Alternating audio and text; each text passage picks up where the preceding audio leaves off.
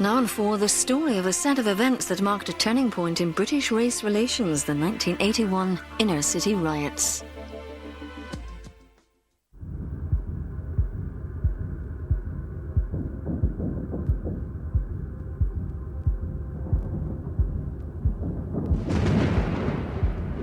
Rioters, black and white, threw anything they could find at the police, crouched behind their riot shield. 300 arrests were made, but the situation turned ugly. The clattering and banging of bricks and stones on helmets and shields was mixed with shouts and yells. Wielding batons charged directly at a group of people standing outside the... 2 nights of the most violent urban struggle seen in Britain this century.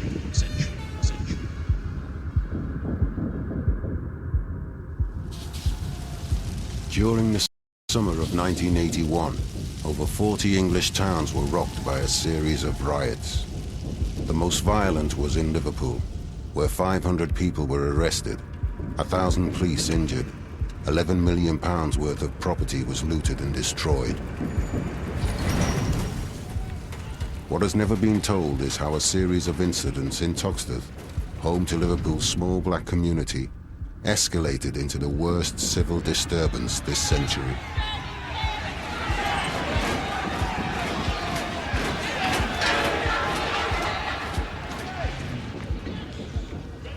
This is the story of that event. A riot which almost destroyed Liverpool and threw the government into turmoil. They were stopping cars, they were hijacking cars, they had total control of that section. They put a roadblock, they stopped vehicles, turned them over, and they put a roadblock on the corner. And all the time I'm saying to them, look, the police are going to come any time and clear it. But the police never came. We drove down into Upper Parliament Street and almost immediately came under a barrage of bricks. I can remember that the noise was absolutely unbelievable. The bricks were hitting the vans. We very quickly did a U-turn and came back out. Then it dawned on you what was happening. You know, this was something really serious that was building up here.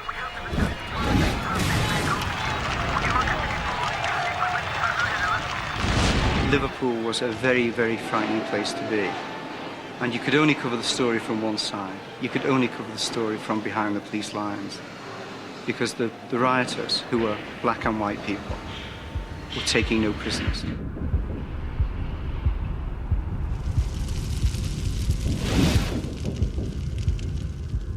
Two or 300 at least immediately in front of us, probably more. Mixed race.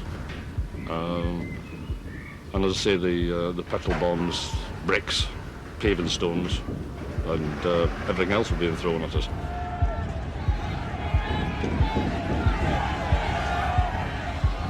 Although it was frightening, it was very surreal. I just remember the noises and the different smells and the women screaming. Late at night, there was a lot of tear gas, so everyone's eyes were streaming, but there was a lot of smell of blood. Have you ever smelled blood when it's wet?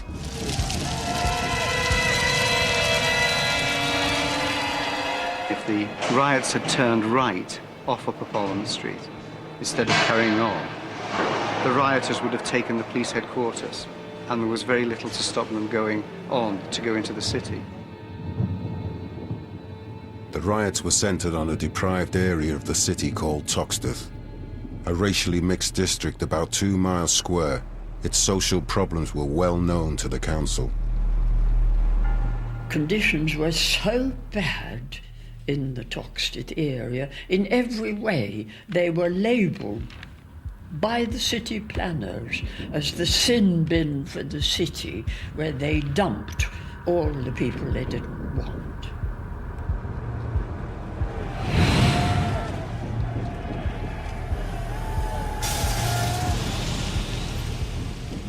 That was the mentality that existed from the top of the council at that time, right throughout the council, say, just dump them into Liverpool 8. And it became a dumping ground. And people say, all right, put a ring fence around it, you've got all your problems there, you can sort them all out, send a few social workers in, and if it gets out of hand, send the heavy mob in with the police.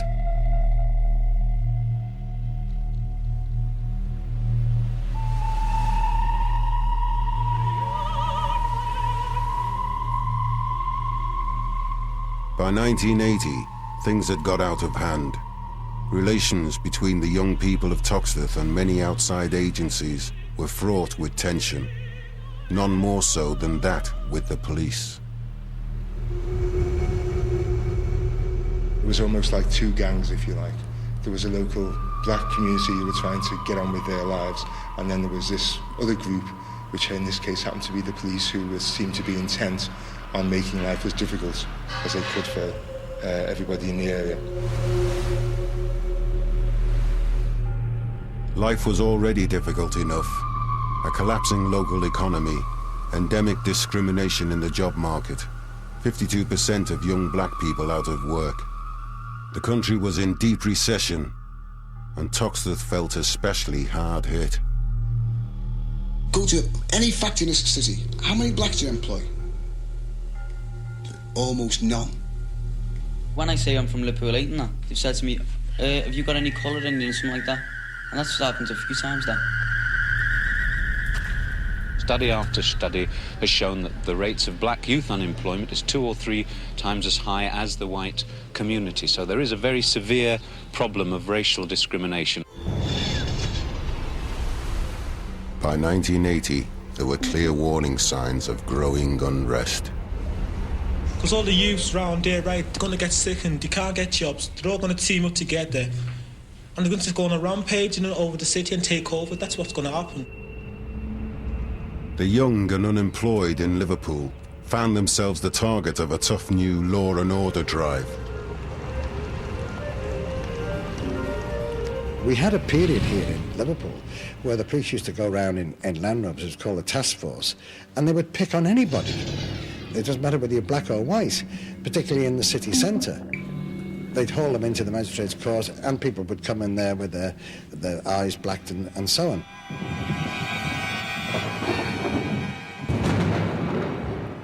Facing a growing problem of street crime, the police had resorted to widespread stop-and-search tactics, using the so-called sus laws. Sus was hated, particularly by young black men, who regularly found themselves its target. In Liverpool late, stop-and-search became a source of fear and loathing. When young people would come out the youth club on a disco night, there'd be 2 or 3 young people. And more than on occasion said to me, will you just watch me while I walk across the boulevard, because there's a police jeep parked on the boulevard. Just check me when I walk past it so I don't get no problem. Now, the police are there to protect young people. Here's young people asking me to stand on the corner and watch them while they walk across the road past the police vehicle so they don't get no hassle. By 1981, policing was causing concern, even amongst those who weren't its target. The Chief Constable said, they are a criminal community and I will police them accordingly, which meant I will use force to enforce order.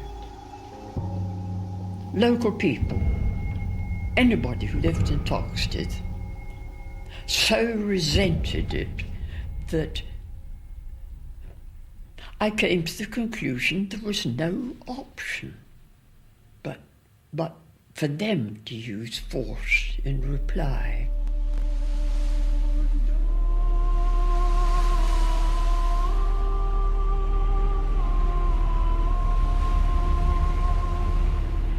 The man most responsible for this policy was Kenneth Oxford. Liverpool had a tradition of hard-line police chiefs, and Kenneth Oxford was no exception. Ironically, he'd been given the brief of improving relations between the police and the city. Months after his death, questions still remain as to his suitability for this task. He was a Metropolitan Police officer, and he was a detective. And to be quite honest, I never thought a long period of service in the CID was the best experience for dealing with sensitive public order issues. It's a different kind of work, so I think he was a bit of a disadvantage there.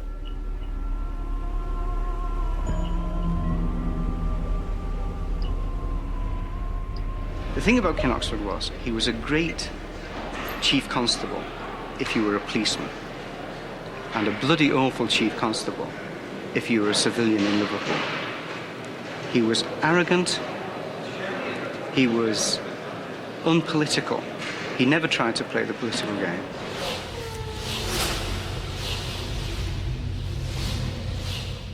During the late 1970s and early 80s, Kenneth Oxford's police officers dramatically increased the rate of stop and search. This further sharpened the tension between the police and the young of Toxteth. By 81, it was no longer just young blacks who felt the pressure of the Chief Constable's approach. My mother was still alive at that time. She would have told you a story if she was alive. It was the day she was called the breeder of mongrels by Mr. Oxford's police force. And that changed her for life. She now started to understand what was going on, because there's a law-abiding citizen, never been in trouble ever in her life, never had reason to talk to the police ever in her life, and suddenly is abused on her own doorstep, not by one police person, by 10 or 20 of them. To start a fire, there must first be a spark.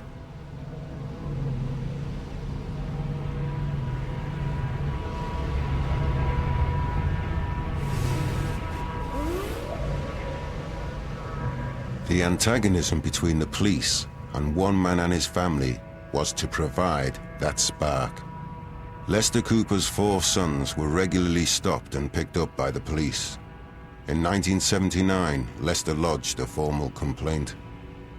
Lester complained about the way that his son had been treated, and until that, Lester had never had any dealings with the police at all.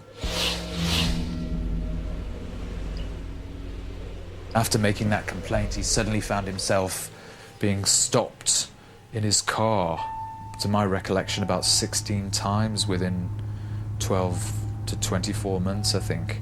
Always by officers from the same police station, always on the pretext of wanting to see his documentation. It was basically harassment.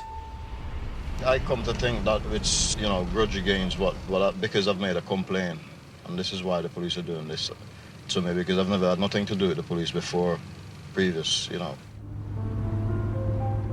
As a last resort, Lester turned to the local Community Relations Council. You asked me when he came to the CRC. Here's the ironic thing. Mr. Cooper arrives there telling stories about his kids being beaten up and arrested and being racially abused, and eventually ends up on the same premises over a period of time saying it's now happening to him.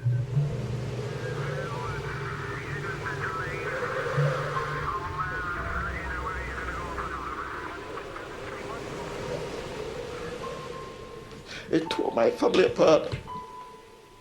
Right now, my kids, they don't even come and visit me because of all the hassle that I had with that and the police.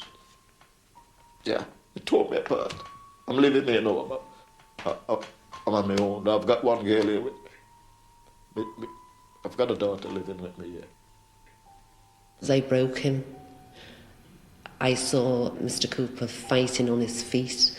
As a father, trying to keep his children out of trouble, at that stage, and he lost the battle, really.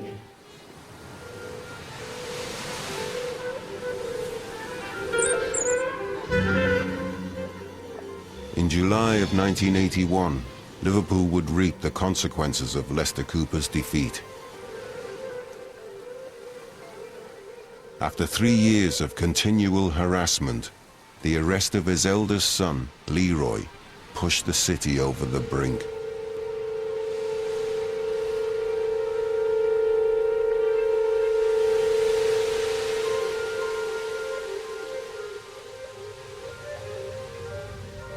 Liverpool wasn't the only city where tensions were running high. In April 1980, the St. Paul's district of Bristol exploded in a riot. A year later, Brixton erupted over 2 days, leaving at least 100 injured and 170 arrested. The Conservative government appointed Lord Scarman to investigate the causes of the Brixton riots. In Liverpool, a police crackdown on nightclub violence set the scene for the confrontation. We could identify the day it would happen. Friday night was the day that young people went to town for a night out. One after another, the police closed the clubs where the young people gathered until there was only one left, the Jacaranda. And we warned them, if you close the Jacaranda, that will cause trouble. And sure enough, they closed the Jacaranda, and lo and behold, the pot boiled over.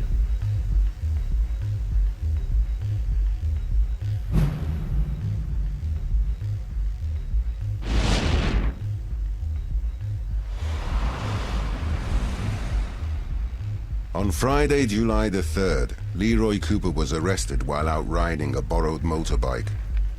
When the police see the bike along Princess Road, the police want to stop the lad. The lad didn't stop. He went straight into Grumble Street. When he went into Grumble Street, the police come down, overpower him, beat his hand off the bike and overpower him and throw him in a van.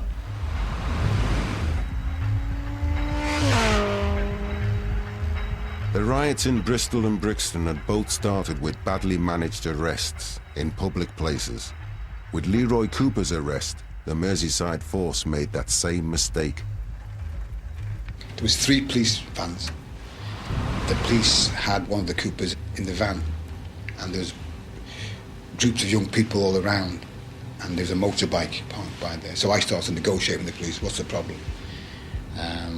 Why are you arresting him? Why are all these police here? Why is there 3 vans and about 20 police for one guy on a motorbike? Leroy was pulled from the van by the crowd, which then fought with the police for 2 hours before dispersing. This was the start of the toxteth riot. Events were now slipping out of control. Okay, there was a bit of a fracas that day. It was the next day that opened everybody's eyes. The so-called riot. When buildings were burnt and people en masse actually fought with the authorities. The spark was spontaneous.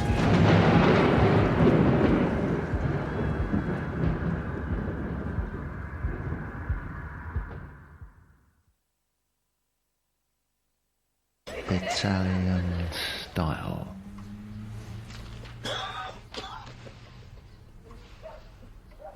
Hold up, lads. I've got an idea. Get those motors up here now! Come on!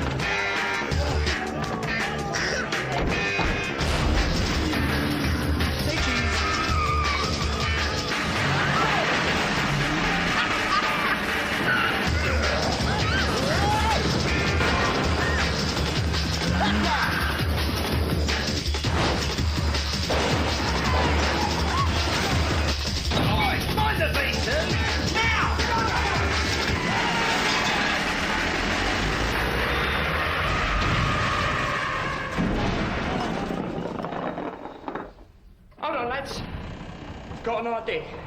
Italian drink, British bottle. V2 vodka martini. With Dolphin, I just press a button and I'm through to Michelle, or Tony, or Lee, or Murray. And within your own Dolphin network, these calls are free. They call it Express Connect. I call it fantastic. Dolphin, it'll make your life a whole lot easier.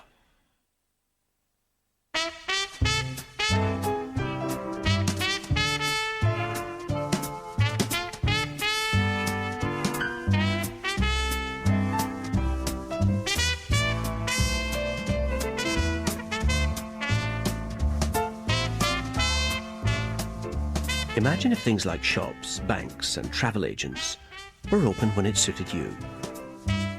Thanks to Open, the new interactive television service with email, available automatically to all Sky Digital customers, they will be.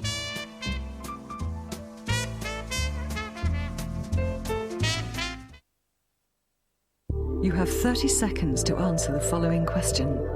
Two cars start 100 miles apart on a long, straight road at 5 p.m. One travels at 60 miles per hour, the other at 40. What time will they pass? Look carefully at this equation. Clever, isn't it? Test drive your IQ now. The Renault Laguna.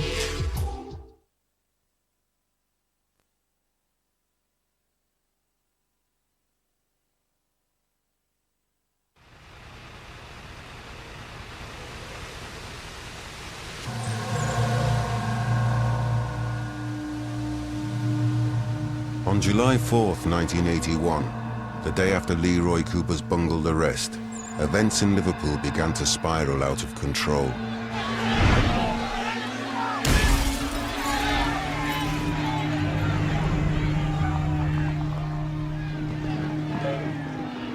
Many of those pouring into Liverpool late that evening knew nothing of what had triggered the riot the day before. They'd come to settle their own scores. Hundreds of white people started converging into the community, you know, about 5, 6 in the evening. And I'm talking hundreds, you know, and they were carrying sticks, iron bars, all kinds of manner of weapons. They had balaclavas with them. They'd come to join up with the black youth.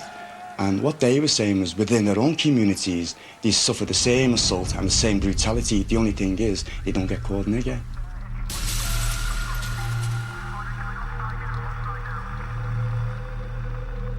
I went out and had a few drinks with a few friends to a party. I was coming home about 11:30 at night, I think. And all the riots was going on, all throwing pestle bombs and missiles. So I walked past the police cordons and walked over, seeing all my friends from the area, all involved. And like, I just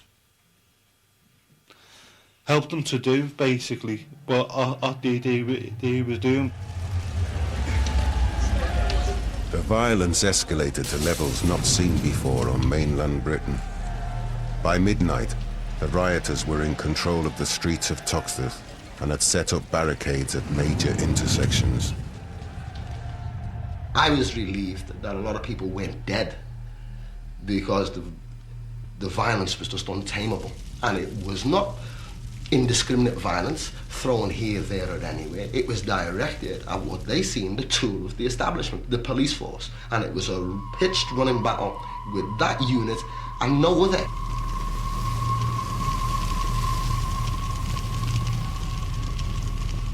In the early hours of Sunday, July the 5th, with the rioting entering its third day, increasingly desperate police officers attempted to reclaim the streets.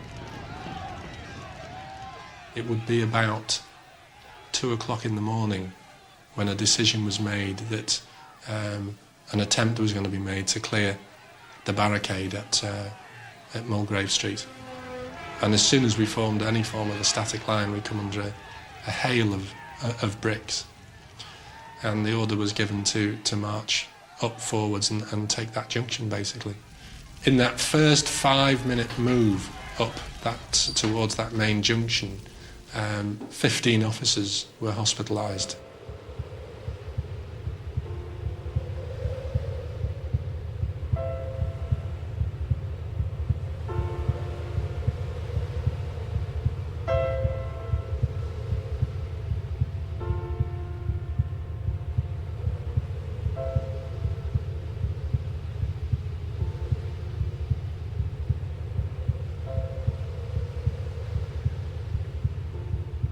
And it was then that it started to dawn on us that there was people out there who were trying to kill us. There was genuine fear, and that's what they felt. You know, there's people out there. If I fall over now, someone is going to kill me.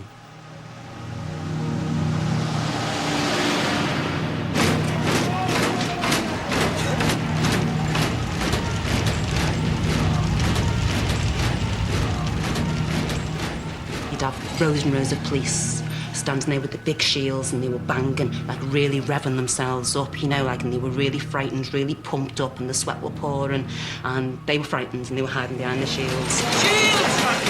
Shields!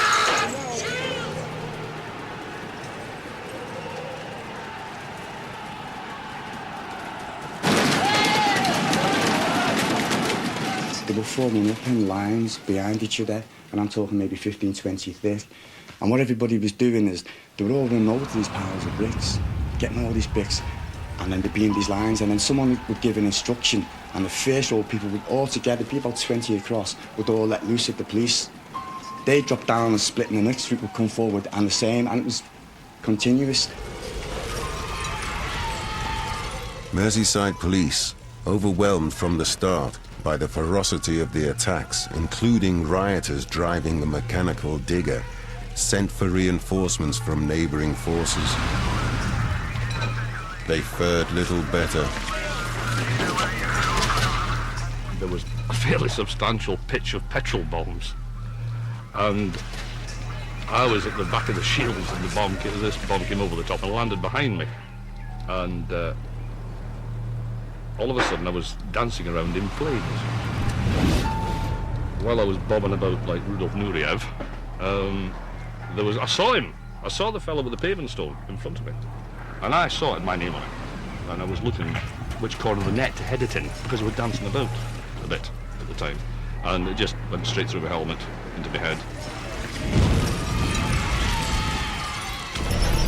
As the night drew on, other targets presented themselves.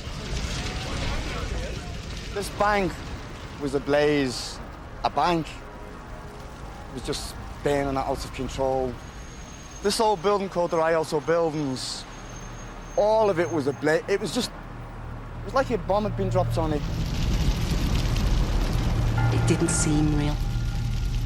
You'd watch people getting knocked over and people getting battered, but it wasn't real. You know, people were on the ground getting kicked, and the police were trying to drag somebody, and the crowd was dragging them back, and there was a milk float coming flying up the streets, and it wasn't real.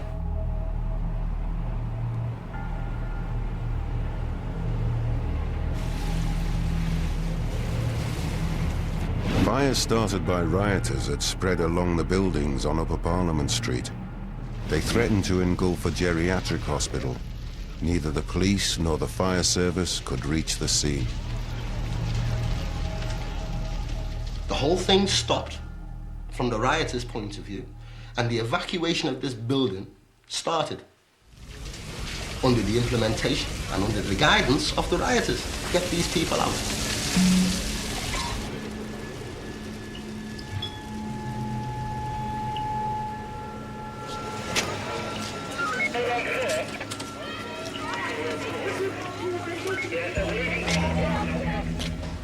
They wouldn't have any police there. They allowed so many ambulance men there, and they rode shotgun on so many ambulances. And we evacuated a hospital of 100 people in 25 minutes with the help of the people that were on the disturbance side. The rioters felt it was a mark of their honour that their fight wasn't with old people in an old people's home. Their fight was with the police.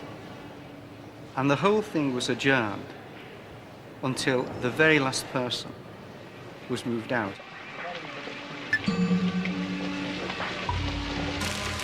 It was weird.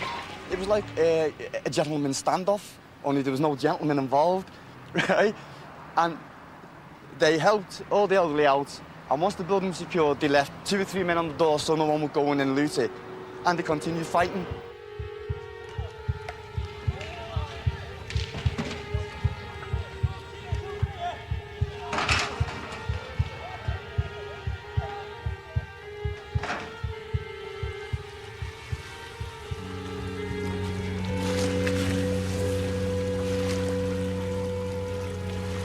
By the third day of continuous rioting, the authorities were suffering casualties faster than replacements could be found. Almost by accident, the police happened upon a tactic that worked. They used their vehicles to go on the offensive. I run from the road, then a police Land Rover chased me and ran me against the wall. I collapsed to the floor. The police just grabbed me by 2 arms and dragged me like 300 yards and threw me in the back of a police van. Paul Conroy's back was broken in this incident. Police armed with pump-action shotguns were now seen on the streets of Toxteth. In addition, for the first time outside Northern Ireland, tear gas was fired against civilian rioters. No warnings were issued. Those like Phil Robbins, hit by the tear gas rounds, were severely injured. His back was to me, but all the smoke was oozing from somewhere about here, and he was screaming. And as I went to approach him from behind, because he's turned to me and he's holding himself, an invisible fist again in the back of him, you know, we just seen his padding clothes going here, and I heard this thud. Kenneth Anderson, out looking for a late-night drink, also became a casualty. There were big CS gas capsules with fins on the back, about that long actually, and they were designed for the situation where there was a siege, and they were designed to be fired through a window into a room where there was a siege, to hit the wall and explode CS gas so people would have to leave. But these were actually fired directly at people, and one of them was fired at Kenneth Anderson, went into his groin and exploded in his groin.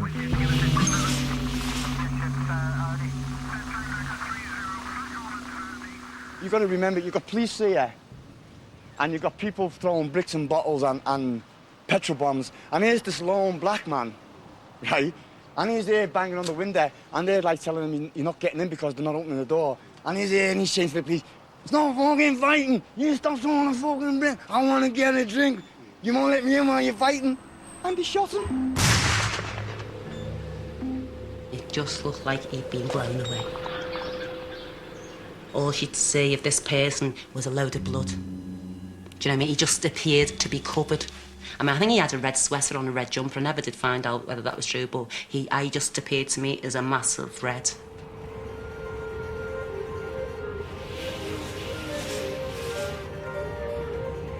The surgeon who operated on him removed the pieces, and they made almost a full piece of one of these capsules that was like that.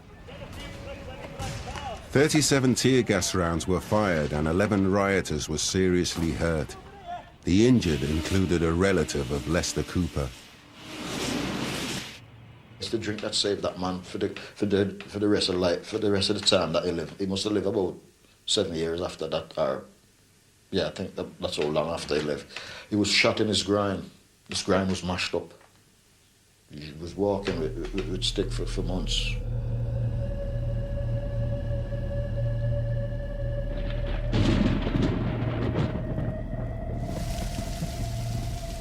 By the end of 3 days of rioting, Toxteth was devastated.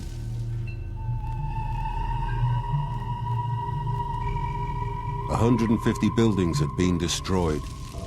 Nearly 800 police were injured. There had been over 500 arrests, with more than 1,000 reported crimes.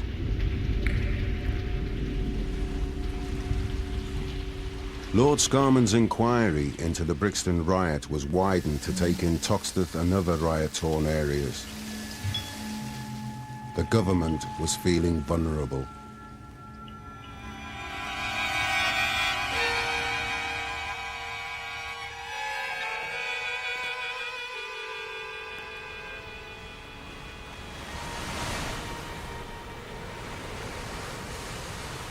There was panic in the Tory government. They'd already seen riots in London. They'd seen riots in St. Paul's before Toxteth took off. So if you had any sense, you knew that there was potential. It was summer, it could be a long, hot summer. William Whitelaw came up, and Oxford deliberately drove him from the airport right through Toxteth to make sure Whitelaw saw what was going on and what had happened. Cars were left in the streets, burned out, buildings were burned out. There was no attempt to clean the area up before Whitelaw got there. Now, William Whitelaw had been a soldier. William Whitelaw had been a man who'd witnessed, I think, all sorts of violence. And he was shocked by what he saw. And that message got straight to Margaret Thatcher.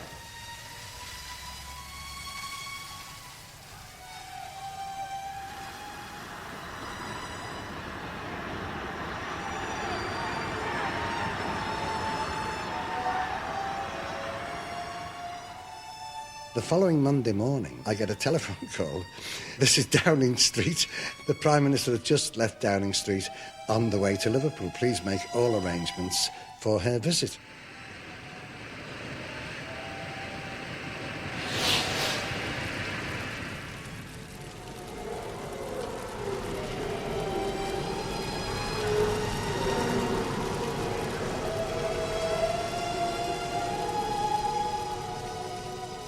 I saw policemen's helmets when we went to the police station smashed in at the top, and I saw spikes taken off the top of railings which had been used, and there was clearly an incredible viciousness. And I'm afraid I formed a very strong impression that the Thatcher government was being put to the test by those people who wished to bring it down.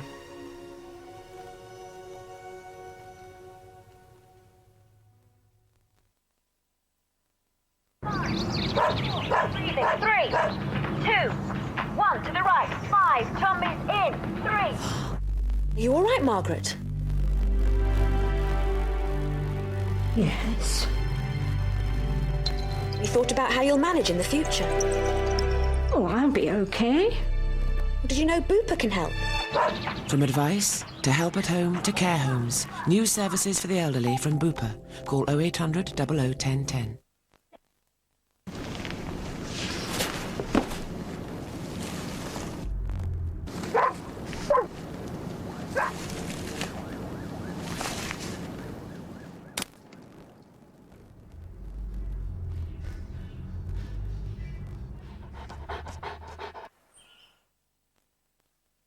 Yeah, I found out something really interesting. She goes jogging every morning at 8 a.m.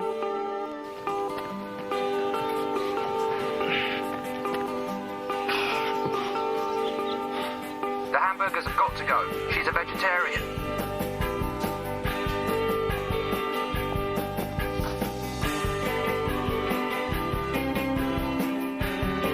She just bought a load of poetry books.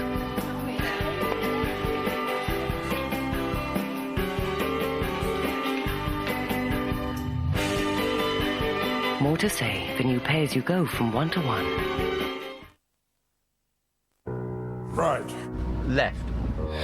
Peace. Tested. Not tested. Comedy. Tragedy. Body. My end. Questions. Answers. Left, please. Right. Great minds don't think alike. Get the independent perspective tomorrow for just 30p. Cheap. Woo, outrageous! Lean in a bit. Lean on me when you're not strong. When it comes to providing for the future, we all need someone to lean on. And for well over 1 million people, that someone is Royal Liver Assurance. Why? Because our members know that we exist for them, not for shareholders. So if you're looking for a fuller future, lean on the Liver.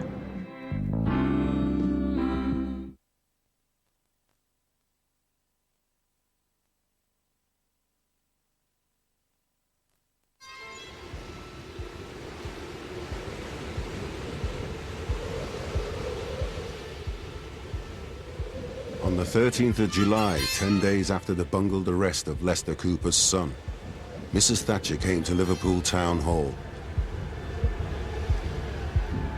A meeting had been hastily arranged with councillors, community activists and local groups. It was reported that she spoke more than she listened. She just laid into them about financial figures, how much the government had given, how much the city council had given. And basically she was saying to him and these others, how dare you allow these people to uprise? That was and she was being really, really offensive. And these people were just saying, yes, Mom, yes, Mom. Say that. A number of them say that there's great mistrust. And I have said to them and will continue to say, the law must be upheld. Whatever mistrust there is, we must try to get rid of it. And that is a two-way business. For there is no future for any society unless the law... I don't think she understood what we were talking about. I don't think she understood the situation. I mean, I don't think she really understood what Liverpool AIDS is, the difficulties young black people face. And I was sat there watching it, and I just looked at her and went, "Yo, Maggie." Her eyes locked onto me like an instant, and her neck come forward, and she says, "And who are you?" So I introduced myself, and she was glaring at me because I'd said, "Yo, Maggie." And I just pointed out to her, we're basically not here about money. We're not here about unemployment and poor housing. We're here about a race issue. The Prime Minister refused to accept any criticism of the police, especially allegations of racism. Comments by police authority members, whose task it was to make the police publicly accountable, received a harsh reception. Chairman of the Police Authority, Margaret Simey, was there, and she actually raised with Margaret Thatcher the question of democratic control over the police operations. And Margaret Thatcher turned on her and said, "Oh, it's a Lady Simey," she said, "if you ever got that," he said, "it's a recipe for chaos." And when I said, "But what, in that case, is the point of having a police authority?" she gave me one look, and I'm told it was at that moment she decided going to get rid of this lot.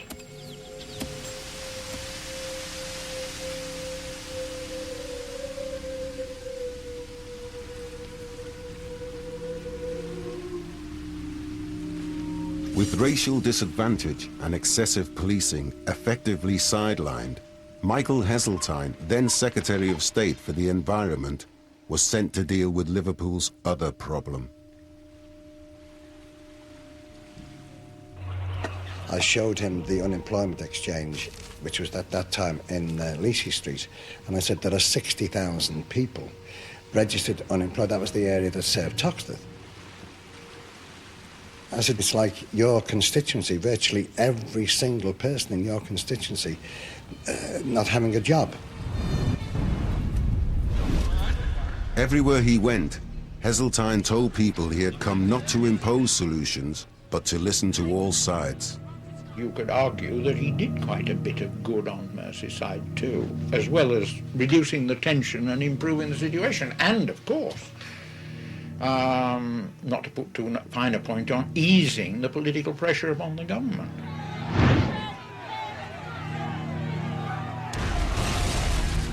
Throughout July, the pressure kept mounting as smaller disturbances continued in over 30 towns around the country.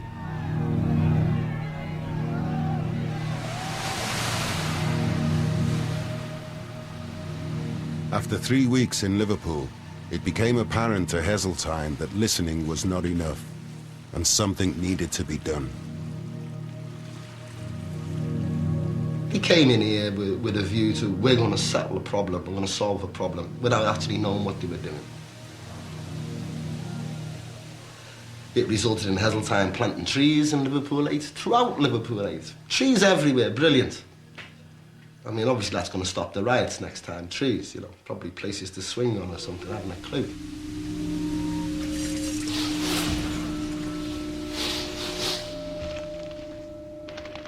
Oh yeah, we've got a set of trees up and down the avenue, haven't you seen them? They planted some trees for us. 20 years later, the trees are growing quite nicely. Yes, we got trees. Michael Heseltine said, here's £250,000, do it up. So they brought a bunch of contractors in from Manchester who did up the boulevard.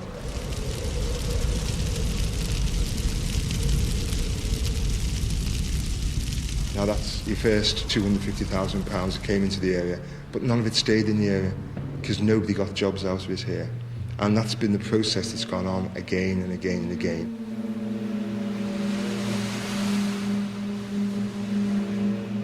£50 million was invested in a garden festival centre, built 3 miles from Toxteth. It was Heseltine's attempt to regenerate the area, but in reality, it made little difference to local people. They poured millions into this to turn it into a nice, lovely garden festival centre with amusement places for children to play. Probably cost you about £3, £4, £5 to get in. It was to no benefit to the communities of Merseyside. It was only beneficial to the banks and the financial advisors and the top management who ran it.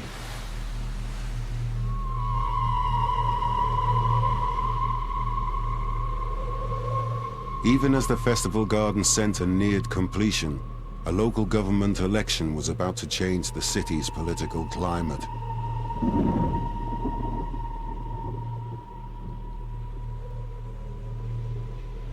Two years after the riots, the Tory government won a landslide victory in the United Kingdom. What did Liverpool do on the very day Thatcher won her huge majority? It elected a militant council. Militant Labour's victory ended 13 years of Liberal control of the city. Liverpool's black community, traditional Labour voters, had high expectations. But they were to be disappointed by the new politicians who now ran the council. The position on race that militants began to clearly articulate became increasingly damaging.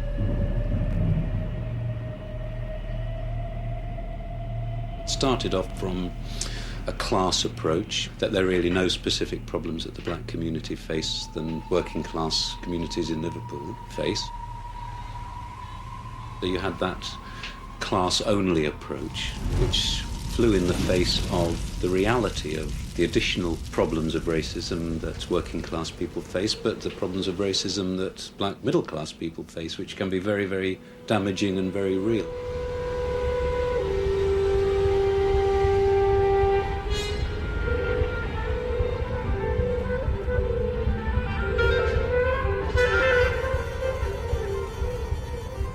The council employed a Londoner, Sam Bond, as their principal race relations advisor.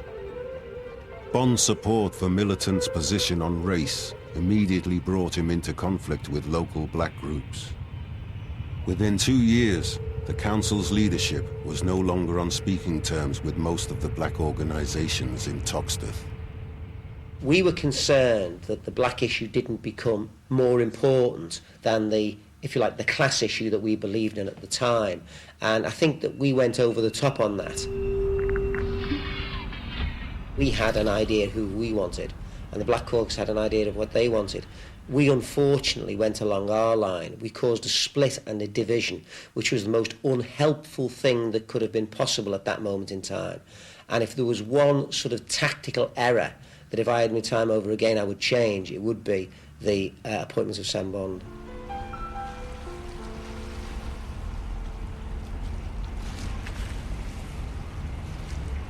The fall of militant Labour signalled a change in Liverpool City Council's thinking on race relations. But for many blacks in Toxteth, there'd be no change in policing policy.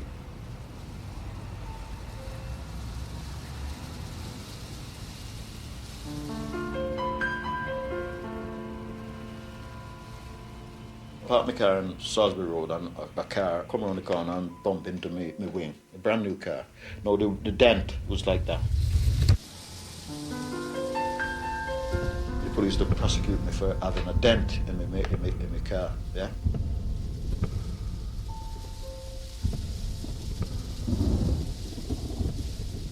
The policeman started to read out of his diary in court. He was coming down Smithdown Road and he seen my car approaching the city centre, and when he stopped me, my car had a dent on it, and how dangerous it was, he's saying to the police. The barrister said to him, "Mister, can I have a look at your diary?" He didn't want to show the barrister the diary. Anyway, the barrister got up and grabbed the diary out of his hand. He said, "There's nothing in this notebook that you're reading, or you're just talking from your head. There's nothing in the notebook."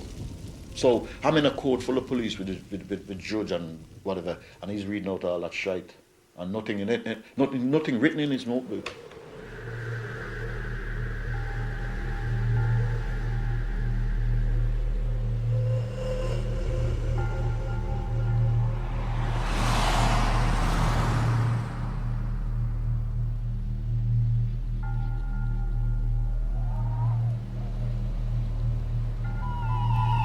In 1985, Lord Scarman published his report on the riots. His main recommendations included the abolition of the hated sus laws and the introduction of community policing. Community policing was intended to make the police more sensitive to local needs. In Toxteth, it had unforeseen repercussions.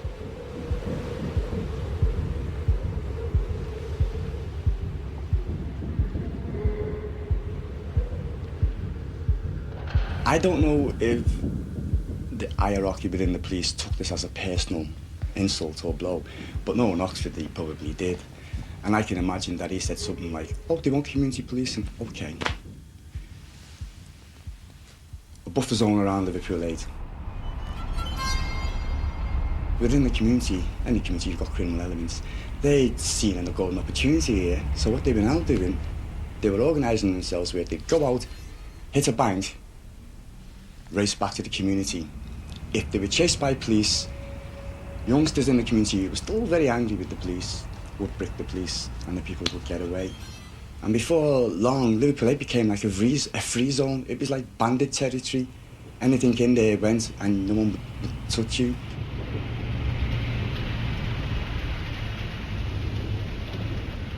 Focus of policing was very much on a community basis. It was clear to everyone that, we'd have to think very carefully about hard tactics in here.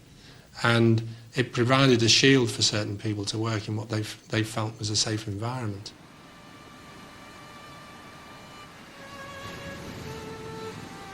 We've seen everything when we were kids. There was lots about them.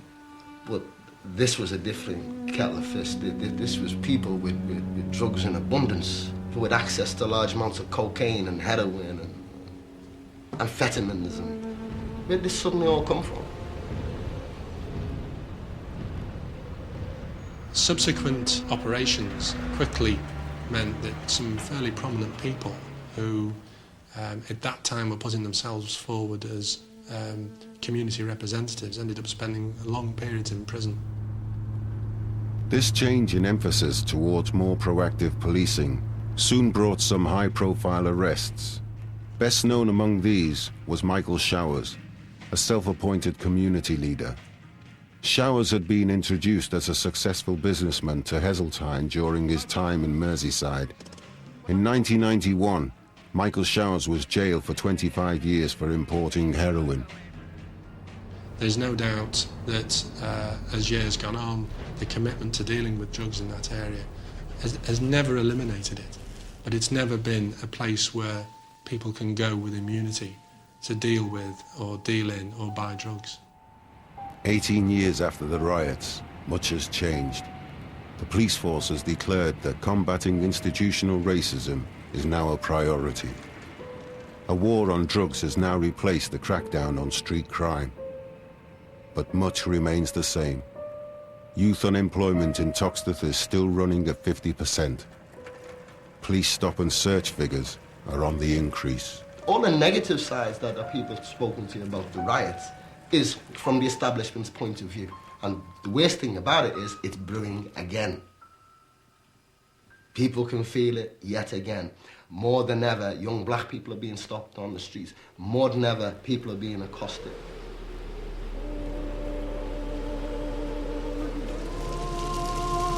I think it would be a brave person who could say that we would never suffer anything like that again. Each and every time these things happen, people need to learn by the experience and look to see what the causes were and try to avoid them.